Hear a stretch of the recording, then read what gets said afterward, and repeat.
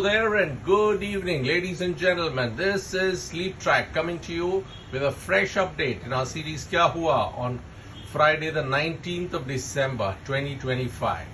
And as was expected, the bulls grabbed the opportunity with all the positive trends to post a massive gain during the day.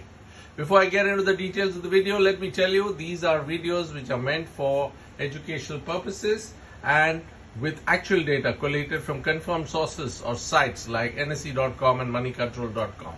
Let's look at what is the first information posted today.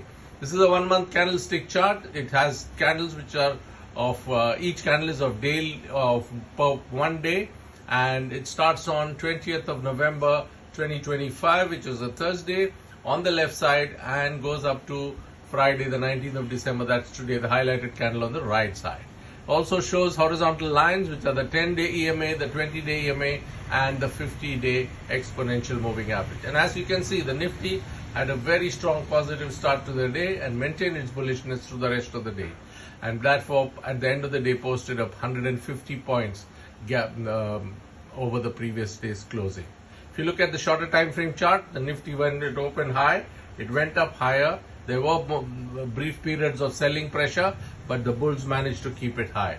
If you look at the figures, the opening was 25,912, which was a 96 points gap up, and it finally closed at 25,966, which was a 150 points gap up. It went up to 25,993 as a high and also a low of 25,880, registering a volatility range of in the region of 113 points. And very good volumes for the day. Came to 28 crores, which is almost like the average. So therefore, a lot of participation in the Nifty today.